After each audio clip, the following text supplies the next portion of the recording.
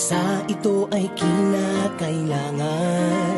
Tayo na magtulong-tulong, napaunlarin ang mahal nating bayan.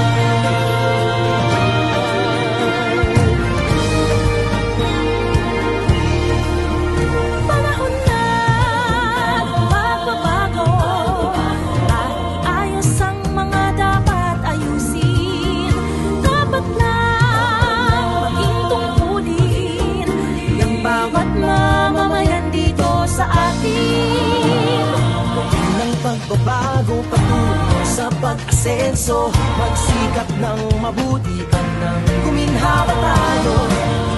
Malaki natin sa mundo at ipamalas ang bagong Pilipino at bagong Pilipinas.